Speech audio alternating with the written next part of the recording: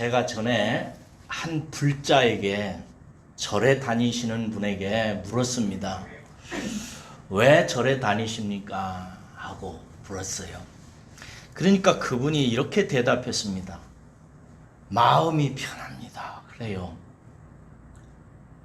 그래서 좀 더 얘기해 보라고 하니까 절에 딱 가가지고 절문을 들어서면은 그때부터 벌써 마음이 쫙 풀어진대요.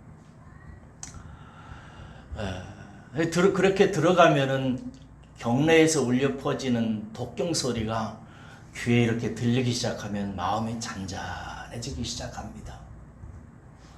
부처 상 앞에 가가지고 합장을 하고 그리고 경내를 한 바퀴 빙 독경 소리를 들으면서 한 바퀴 돌고 바위 같은 데 앉아가지고 가만히 기도를 하고 일어나면 세속의 모든 그 근심과 걱정들이 다 풀어져서 마음이 평안하답니다. 여러분, 불교 대단해요.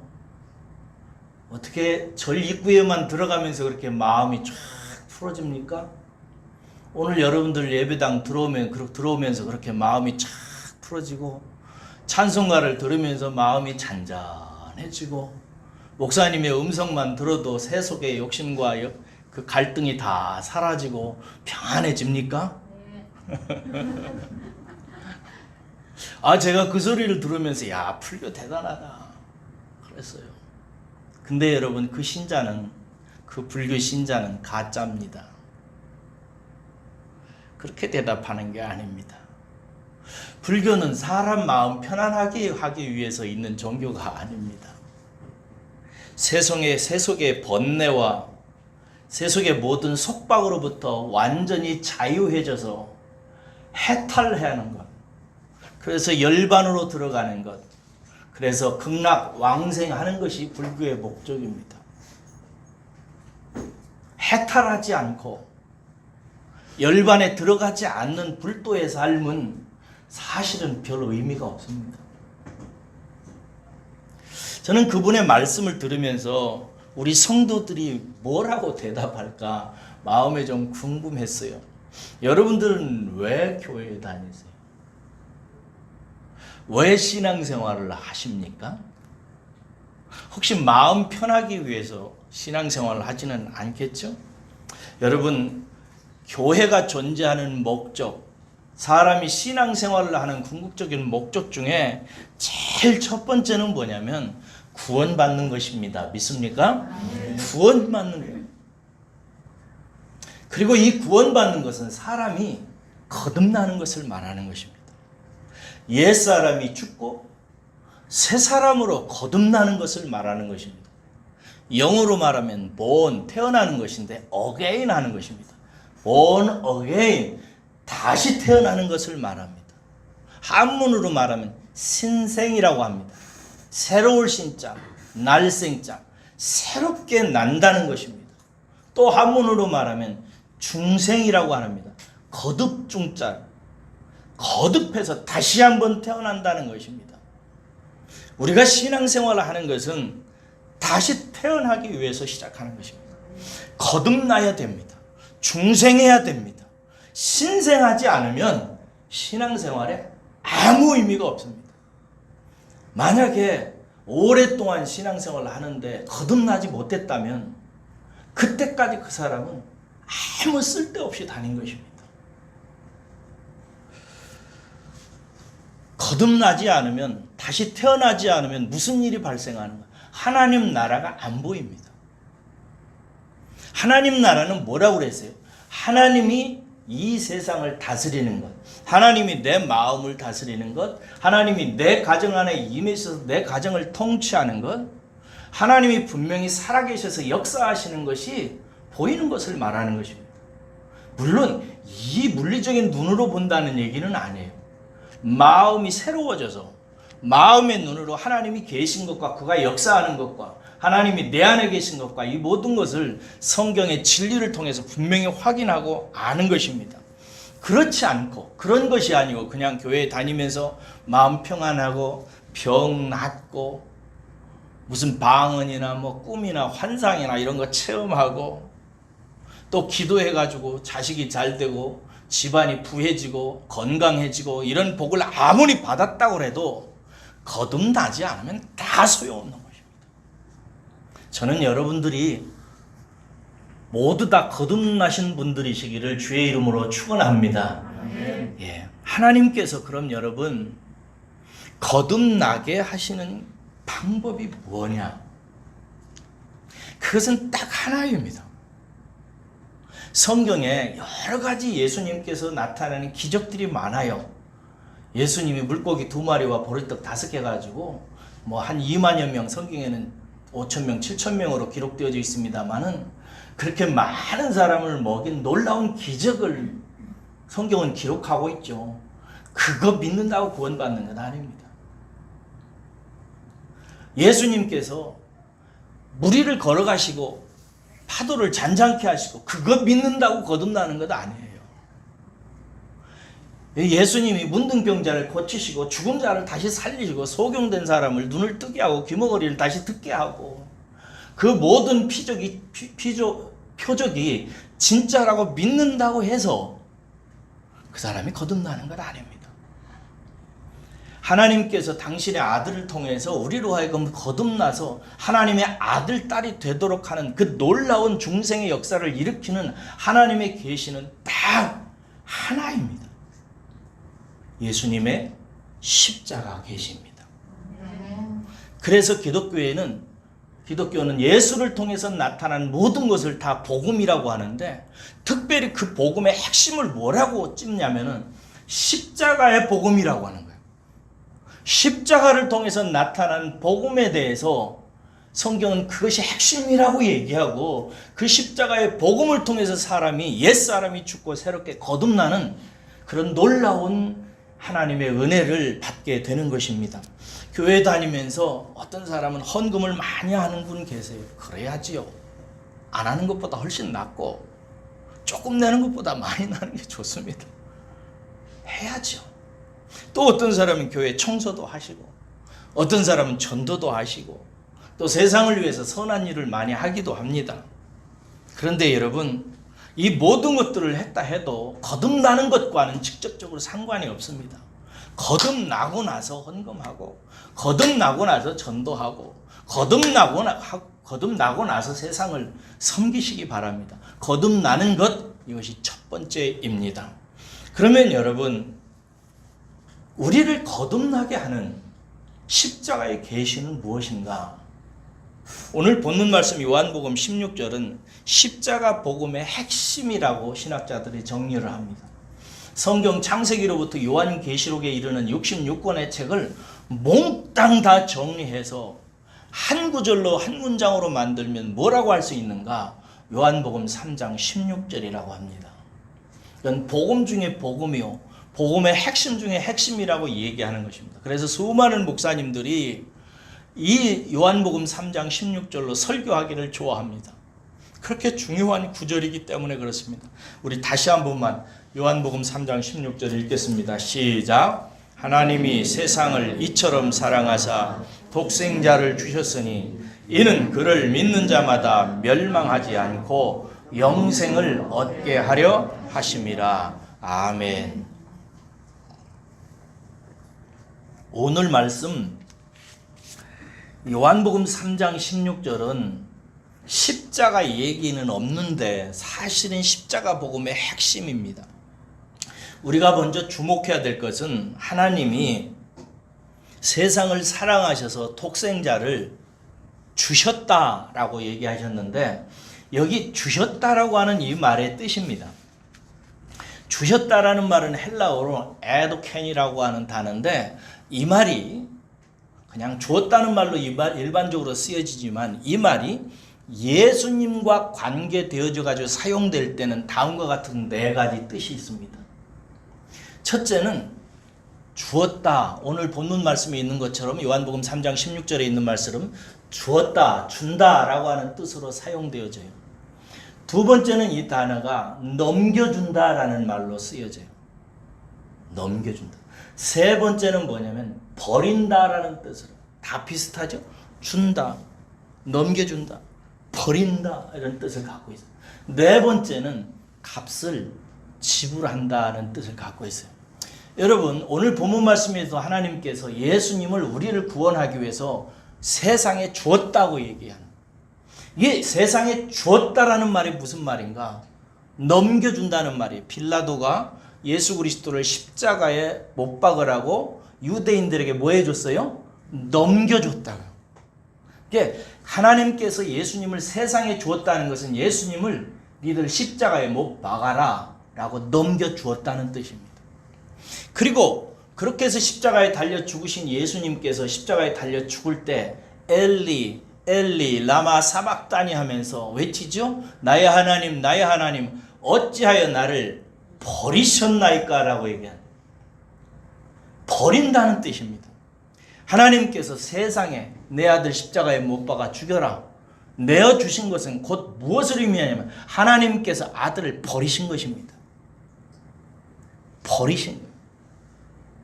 왜 하나님께서는 아들을 버렸는가? 뭔가 다른 것을 얻기 위한 수단으로 버리신 것입니다. 그래서 예수님께서 십자가에 달려 죽으실 때 마지막에 뭐라고 그래요? 다 이루었다. 헬라어로 테텔레스타이라고 말씀하시면서 죽으십니다. 다 이루었다라는 말은 상업적인 용어인데 뭔가 물건을 사기 위해서 그 값을 대신 지불한다는 뜻입니다. 내가 다 값을 지불했다. 무슨 값을 지불했을까요? 세상의 모든 죄의 값을, 세상이 지은 모든 죄를 속량할 값을 당신의 몸의 보혈을 십자가를 통해서 다 지불했다는 뜻입니다. 그러므로 오늘 본문 말씀에 주셨다라고 하는 이 단어 하나가 얼마나 깊은 의미를 가지고 있는지를 대략 짐작하실 것입니다. 하나님께서는 아들을, 저와 여러분들을 구원하시기 위해서 세상 사람들의 손에 쥐어주었습니다. 너희들에게 넘겨준다. 그리고 너희들에게 넘겨주면 너희들이 틀림없이 내 아들을 죽일 것이기 때문에 내 아들을 죽이도록 너희들에게 넘겨주는 것은 내 아들을 버리는 것이다. 그렇게 버리는 이유는 내 아들이 십자가를 통해서 너희들의 모든 죄값을 대신 다 지불하게 하기 위해서다 라는 뜻을 갖고 있습니다. 여러분, 그렇습니다. 십자가는 하나님의 아들이 세상에 넘겨져서 하나님께 버림을 받아서 세상의 모든 죄값을 대신 지불한 사건입니다. 그래서 기독교의 십자가는 참 놀라운 것입니다. 제가 언젠가 제자반에서도 그런 말씀을 드렸습니다만, 여러분, 세상에 뭔 놈의 종교가 자기가 믿는 교주의 죽은 사형틀을 기념한다는 말입니다. 법당에 가서 마음이 편한 이유는 뭐가 있습니까? 그 잘생긴 부처님이 딱 좌정하죠, 앉아가지고 생긴 것도 도톰하게 생기고 콧날도 도톰하고 입술도 아주 적당히 살짝 웃어요. 제가 어제 부처님 웃음 좀 지어봐야 되겠다고 그래가지고 거울에 앉아가 이렇게 웃으니까 이건 너무 많아, 이러면 너무 적어, 도대체 어느 정도로 해야 부처님 미소를 닮을 수 있을까 하면서 했던 적이 있어요. 적당한 미소를 지으면서 다 이러고 있어요. 어떤 사람이 이것을 통 가져와라 라고 한다는데 그런 뜻 아니에요. 아무튼 그 부처님 모습만 봐도 얼마나 평안해요. 좋잖아요. 근데 우리가 믿는 기독교의 예수님은 기독교인의 교주잖아요. 세상 말로 말하면. 근데 그 교주가 십자가에 달려가지고 손목과 발목에 대못이 박혀지고 옆구리에 창이 찔려가지고 그리고 머리에는 면류관이 씌어져가지고 온 몸에 물과 피가 다 쏟아져 내려가지고 자기 교주가 시체가 돼서 매달려 있는 그 십자가를 뭐가 좋다고 기념한단 말입니까? 이거 놀라운 거예요. 그래서 교회의 십자가를 보면 우리는 마음이 불편해져요. 도대체 왜? 아니, 하나님은 무슨 저런 잔인한 장면을 기독교의 교회 예배당마다 꼭대기에다 매달게 하시고 성도들로 하여금 그렇게 사랑하게 하시고 어렵고 힘들 때마다 붙들게 하시는가? 왜 그런가? 하나님께서 당신의 아들을 세상에게 내어주어서 그 아들이 세상의 손에 붙잡혀서 모진 고문과 십자가의 형틀을 통해서 하나님께 버림을 받고 그렇게 함으로 인해서 세상의 죄인들을 대속하게 하기 위해서 그러는 것입니다. 여러분, 성경에 보면 특별히 이 십자가의 죽음에 대해서 저주를 받은 것이라고 얘기합니다. 신명기서 21장에 보면 하나님께서 모세를 통해서 장차 아들이 기원전 1400년 전에 400년 후에 아들이 오셔서 십자가에 달려 죽을 것을 예언하시는 대목을 기록하게 하십니다. 신명기서 21장에 보면 이런 말씀이 있어요. 어떤 사람이 죄를 지어가지고 십자가에 나무에 매달리거든 그 나무에 매달린 그 사람이 죽거든 밤새도록 나무에 매달아 놓지 마라. 절대로. 그놈은 밤새 십자가에 매달아 놓을 가치도 없는 놈이다. 왜냐하면 하나님이 주신 기업을 땅을 그 피로 더럽힐 것이기 때문이다. 밤새 십자가에 매달지도 말고 빨리 처리하라는 거예요. 그러면서 마지막에 말하기를 나무에 매달린 자는 저주를 받은 자라고. 그렇게 저주를 받은 자가 바로 당신의 아들이 될 것을 하나님께서 아시면서 그렇게 예언하게 하신 것입니다. 그가 무슨 죄가 있어서 그런가? 여러분이 생각할 때 예수님에게서 죄를 하나하나 발견하신 적이 있습니까?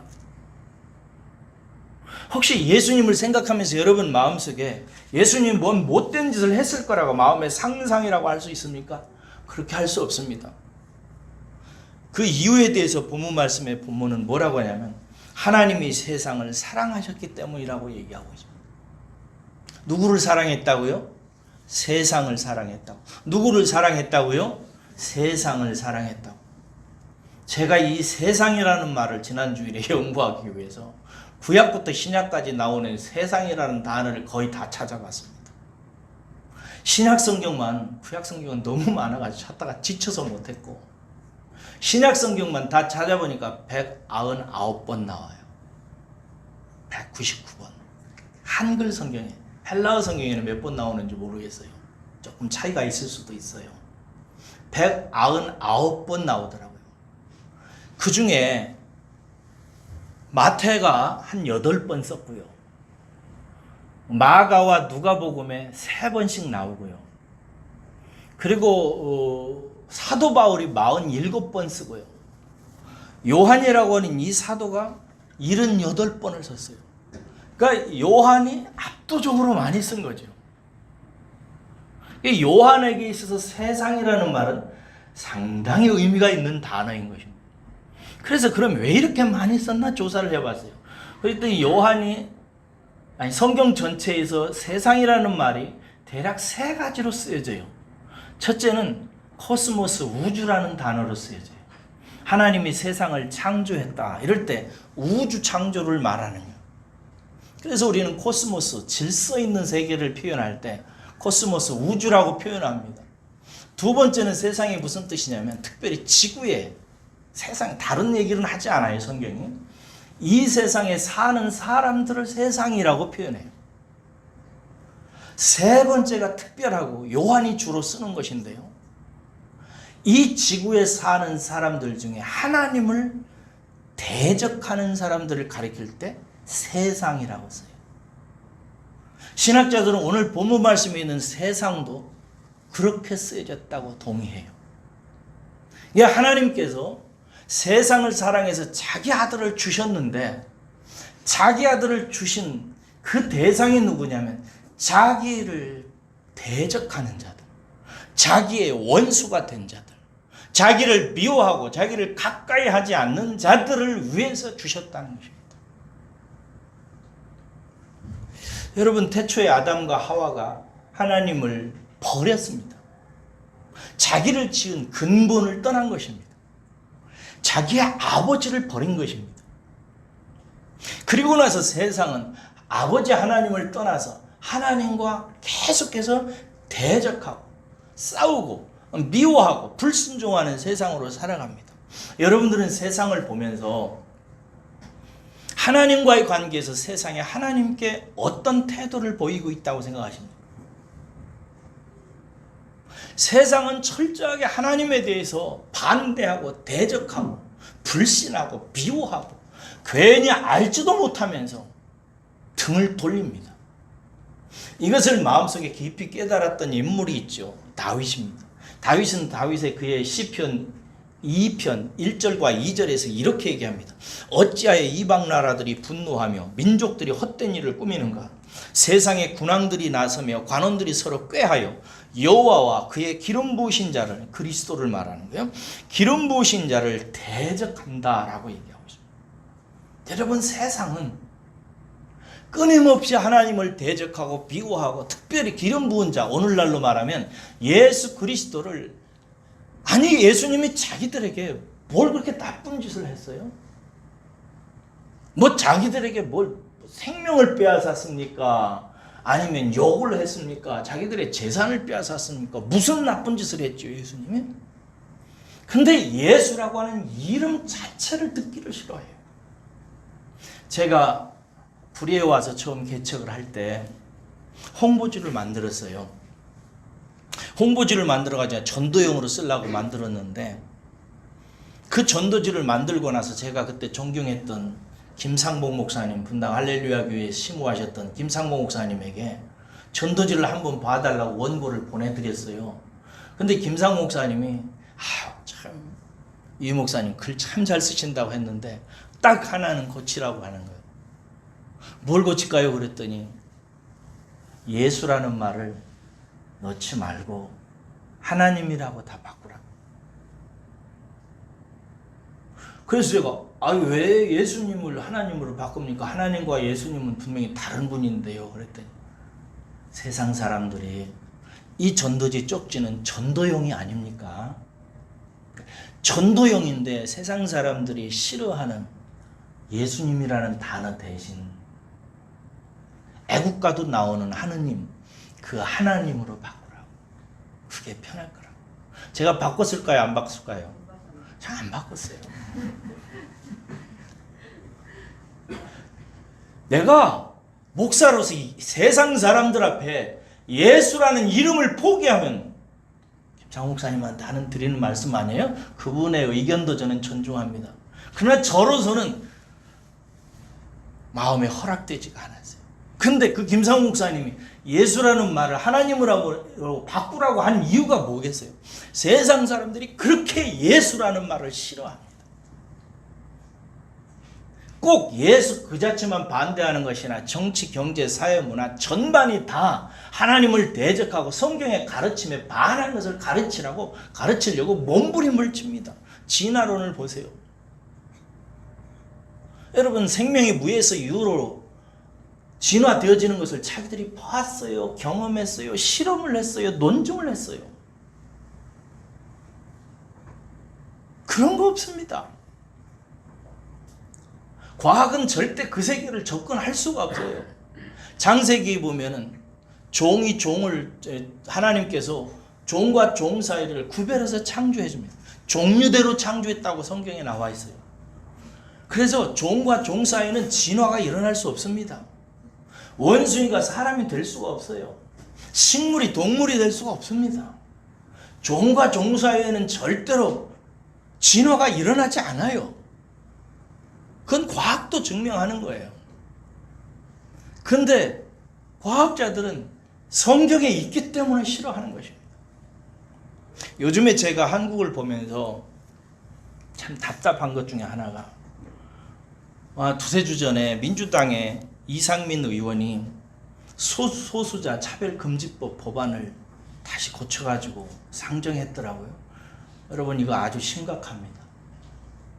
소수자 차별금지법, 소수자를 차별하지 말자는 법이죠.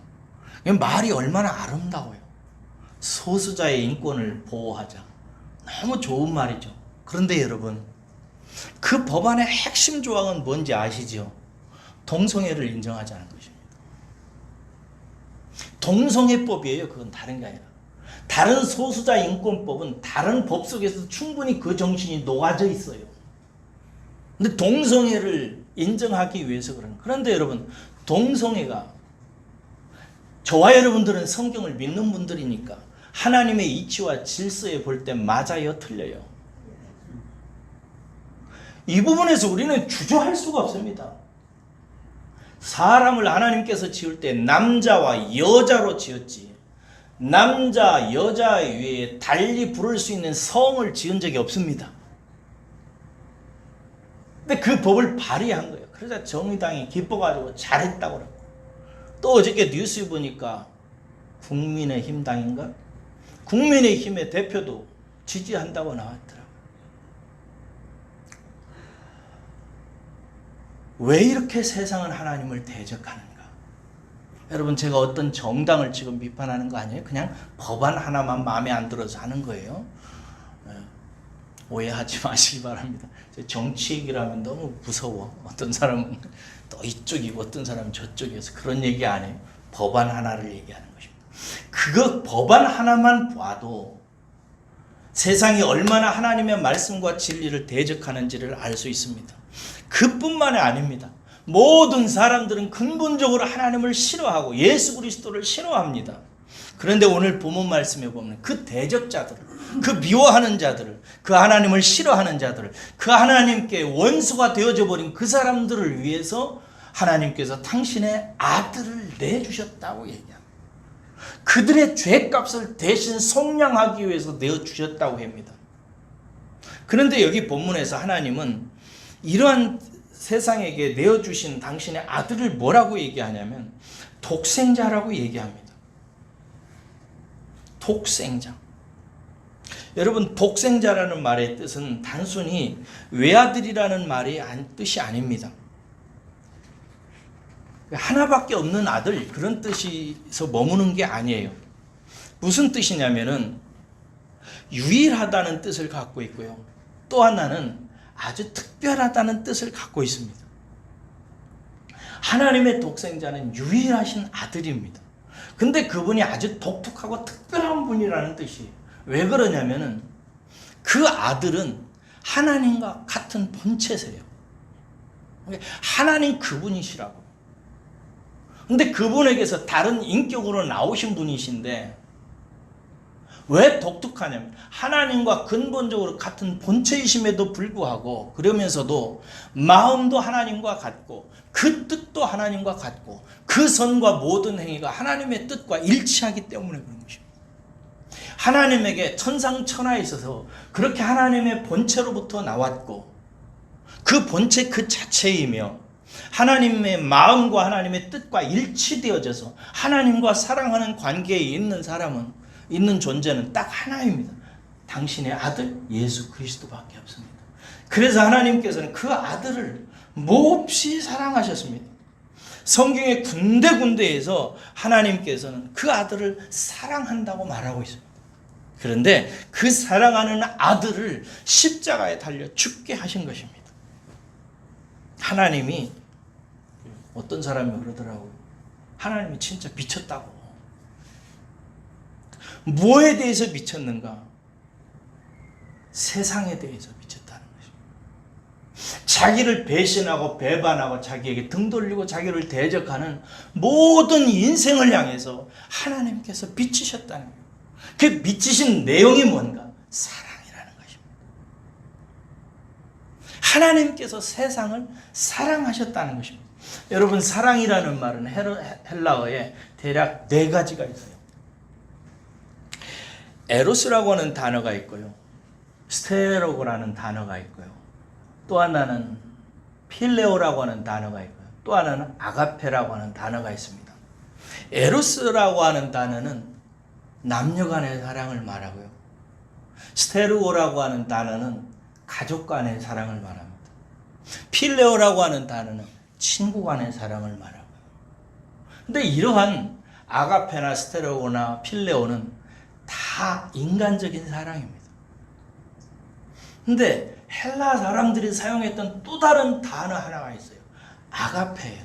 이 아가페라고 하는 단어는 하나님의 사랑, 절대적인 사랑, 변치 않는 사랑, 영원한 사랑, 참된 사랑, 이런 뜻을 의미합니다.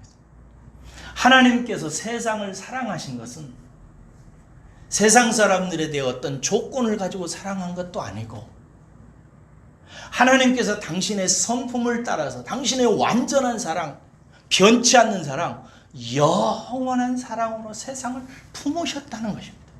왜? 세상 사람들이 당신을 대적하는 것은 세상이 당신을 몰라서 그렇다는 사실을 하나님께서 깊이 아시고 불쌍히 여기시는 것입니다. 그래서 사도 바울은 옛적에 너희들이 하나님을 아는 지식이 없어서 하나님을 알지 못해서 그를 배반하고 대적하고 그를 떠났다고 얘기합니다. 세상 사람들이 하나님을 대적하고 비호하고 싫어하는 이유는 세상을 몰라서 그런 거 아니, 하나님을 몰라서 그런 것입니다. 그렇기 때문에 하나님께서 그들을 사랑하셔서 그들을 구원하시기를 기뻐하셨던 것입니다. 그러면 그렇게 세상을 하나님께서 사랑하시는 목적은 뭡니까? 오늘 본문 말씀에 보니까 멸망치 않고 뭘 얻게 하려 하심이라? 영생을 얻게 하려 하십니다. 세상을 하나님께서 사랑하셔서 독생하신 아들을 주셔서 그들의 죄값을 대신 갚게 하셔서 그들의 죄값을 더 이상 묻지 아니하시고 그들을 용서하시기를 원하셨던 하나님께서 그들을 위해서 아들을 주신 목적은 그 세상이 멸망하지 않고 영생의 생명을 얻게 하기 위해서라는 것입니다. 여기서 멸망이라는 말은 죽는다는 뜻을 말하죠. 죽지 않고, 영생이라는 건 뭐예요? 영원히 사는 건 everlasting life, 영원히 사는 것을 말하죠. 죽는다는 것은 무엇을 의미합니까? 저로부터 설교를 많이 안 들으신 분은 다시 잘 들어보시기 바랍니다. 죽는다라는 말은 관계가 없다, 끊어졌다, 상관없다, 그런 뜻입니다. 그것을 무엇을 통해서 하나님께서는 우리에게 알려주셨냐면 육체의 일을 통해서, 땅의 일을 통해서 알려주신 것입니다. 땅에서, 이 세상에서 사람이 살면서 죽는다라는 말은 어디에서 씁니까? 우리의 육체가 수명이 다해서 내 육체, 몸과 내 영이 서로 분리되어지는 현상입니다. 끊어지는 거예요. 상관없어지는 거예요. 이것을 죽는다 이럽니다. 우리 모두는 다 죽습니다. 그렇죠? 어떤 이단의 종파에 있는 교주가 사람은 죽지 않는다, 영생교 이런 것을 만든 사람이 있는데, 여러분, 저는 죽습니다. 두고 보십시오. 저는 반드시 죽습니다. 제 몸과 제 육체는 반드시 분리되어집니다. 한 번 죽는 것은 하나님께서 정하신 이치요. 반드시 죽습니다. 이것이 죽음입니다. 그런데 하나님께서 이 세상을 만드신 이유는 뭐 때문이라고 그랬어요? 하늘의 복음 때문에. 하늘의 영원한 영적인 세계를 보여주고 나타내 보여주고 실행하기 위해서 세상을 만드셨다고. 코스모스라는 세상을 만드셨다고요. 그러므로 세상의 일은 뭘 보여줘요? 하늘의 일을, 신비한 일을, 영원한 세계를, 복음의 세계를 나타내 보여주는 거예요. 그러므로 땅에서 이 육체가 나라고 하는 영과 분리되어지는 죽음은 무슨 죽음을, 하늘의 죽음을 나타내는 거예요. 하늘의 죽음은 뭔가? 하나님과 사람이 영원히 상관없어지는 것을 말합니다. 끊어지는 거예요. 죽는 것입니다. 그래서 아담과 하와가 하나님의 말씀을 안 듣고 선악과를 따먹을 때 하나님은 이미 미리 말씀하셔서 네가 먹는 그날 정령 죽으리라. 근데 그 아담과 하와가 그 선악과를 따먹었을 때 그날 정령 죽었나요? 안 죽었어요. 950년이나 천수를 누렸어요. 그러면 하나님이 거짓말을 하셨나? 괜히 겁주기 위해서 하셨나? 아닙니다. 그 죽음이 영적인 죽음을 의미하는 것입니다. 너 먹는 그날 나와 너는 끊어진다. 너와 나는 상관없다. 너는 근본을 잃게 될 것이다. 너는 근원, 뿌리, 원천인 나 여호와 아버지 하나님을 잃게 될 것이다. 그 결과는 처참할 것이다 라는 사실을 알려주기 위해서 한 거예요. 그래서 하나님과 우리 사이가 끊어져 버린 것입니다. 이것을 죽음이라고 그래요. 그리고 나중에 영원히 이제 그렇게 살다가 하나님과 관계가 끝까지 이어지지 않아서 하나 되지 않아서 그렇게 하나님과 결별된 상태에서 이 세상을 다 살고 죽게 되면 영원히 하나님과 떨어지는, 하나님과 상관없는 지옥에 떨어지는 것을 성경은 사망이라고 얘기하는 것입니다. 영원한 죽음인 것입니다. 하나님과 상관없게 되는 거예요. 이 땅에 태어난 모든 사람들은 태어나면서부터 하나님과 상관없는 존재로 태어납니다. 그래서 하나님을 모르는 거예요. 하나님과 상관없으니까. 알지도 못하면서 비판하고, 알지도 못하면서 욕하며, 아무것도 알지도 보지도 못하면서 예수를 욕하는 것입니다. 왜? 하나님과 상관없기 때문에, 하나님의 진리와 상관없기 때문에, 하나님의 영원한 세계에 대해 도무지 아는 것이 없기 때문에 그런 거예요. 왜? 죄 때문에. 죄는 뭐라고 그랬어요? 하나님을 떠난 인격적인 삶을 말한다고 그랬어요. 하나님을 떠나 생각하는 모든 것이 다 죄예요. 그 죄를, 그 죄값을 예수님께서 십자가에 달려 대신 형벌 받으심으로 말미암아 하나님께서는 영원한 삶을, 영생의 길을 내신 것입니다. 그래서 오늘 본문 말씀에 보면은 그 아들을 주신 이유에 대해서 멸망치 않고 영원히 사망 가운데 떨어지지 않고 영생하는 길을 열어주기 위해서라고 하는 것입니다. 영생은 뭡니까? 조금 전에 제가 영어로 everlasting life라고 그랬는데, everlasting life는 뭐냐면 죽지 않고 계속해서 사는 걸 말해요.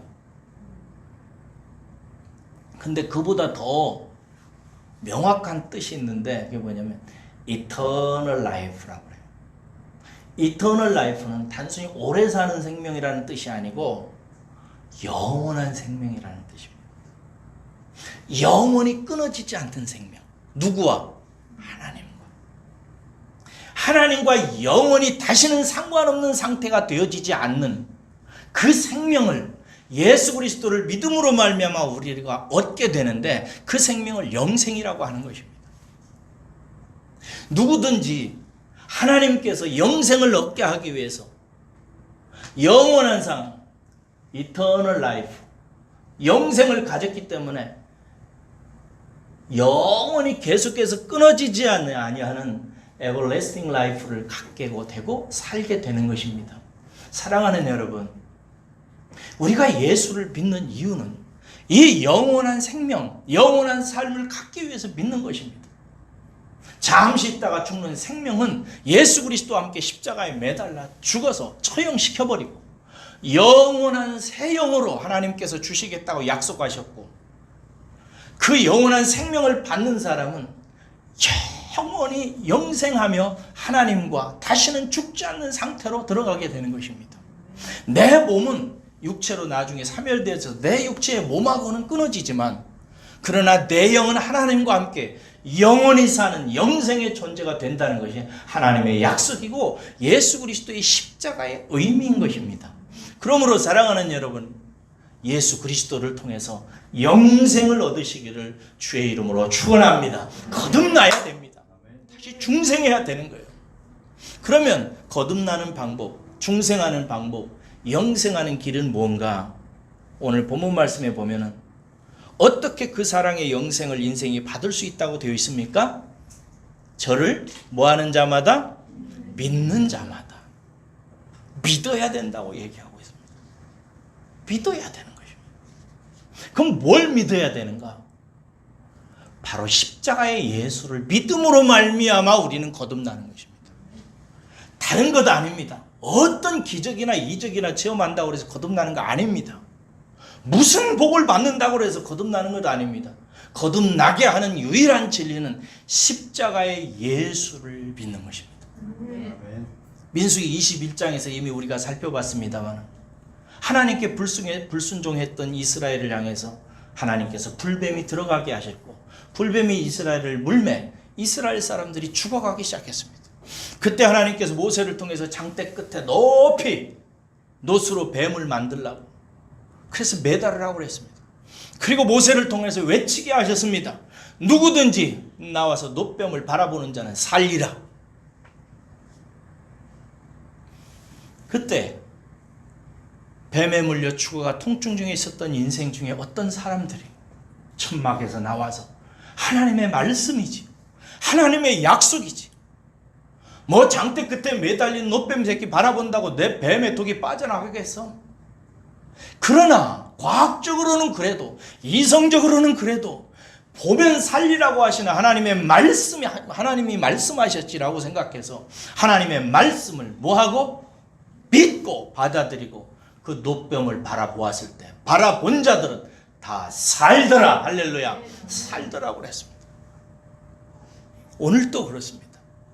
예수님이 내가 하나님을 모르고 하나님 떠나서 내 멋대로 살면서 죄 지은 모든 죄들의 죄값을 대신 갚기 위해서 십자가에서 달려 죽으셨다는 사실을 믿으며 그 예수 그리스도의 죽음이 나 때문이라는 사실을 인정하고 그 예수 그리스도 독생하신 아들을 대적하며 살아왔던 나를 살리기 위해서 주셨다는 사실을 주셨다는 그 하나님의 사랑을 감사하게 생각하고 십자가에 달려 죽으신 예수 그리스도를 나를 위해서 죽으신 주님으로 인정하고 그 주님을 마음으로 모셔드리는 자는 다 구원을 받는다고, 믿는 자마다 구원을 받는다고 성경은 약속하고 있습니다.